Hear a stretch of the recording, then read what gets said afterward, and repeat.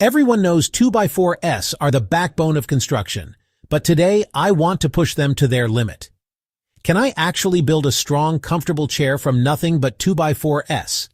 By the end of this video, you'll see if this thing can hold me up or if it collapses under the pressure. I started with standard framing lumber, a stack of 2x4s straight from the store.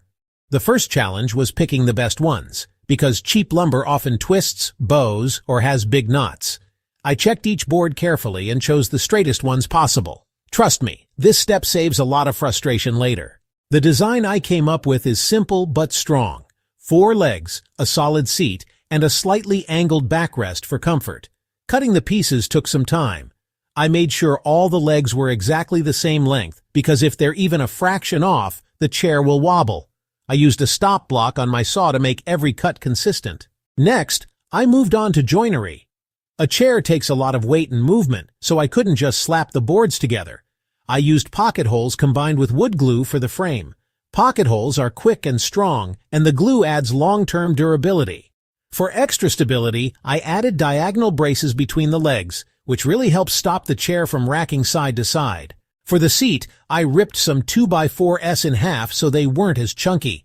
Sitting on a bunch of full-size 2x4s would feel like a torture device, so trimming them down made the seat more comfortable. I spaced them evenly with small gaps to give it a clean look and to reduce weight.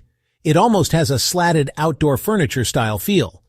The backrest was tricky. Comfort is all about the angle. If it's too straight, it feels stiff, and if it's too far back, it feels lazy and weak. I cut the back legs at a slight angle, and then attach the backrest slats leaning just enough to give support.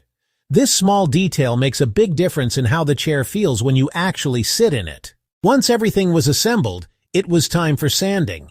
If you've worked with 2x4s before, you know they're rough and covered in saw marks. I started with 80 grit to knock everything down, then worked up to 120 and 220 for smoothness. This step transforms construction lumber into furniture-grade wood. For the finish, I didn't want to hide the fact that it's made of 2x4s, but I also didn't want it to look like a piece of framing. I used a natural stain that warmed up the color and really brought out the grain. Finally, I added a protective clear coat so it could handle everyday use. Now, the moment of truth. I brought the chair down, set it on the floor, and took a deep breath. Time to test it. I slowly sat down, and to my surprise, it held perfectly. Not only did it not collapse, but it actually felt sturdy. The angled backrest gave real support and the base didn't wobble at all. I even leaned back and shifted around, still solid.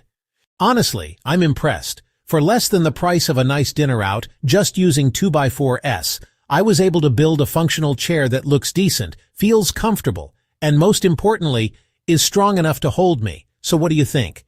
Did I prove that you can make real furniture from construction lumber, or would you still rather buy a store-bought chair? Let me know in the comments, and if you enjoyed this challenge, hit like and subscribe.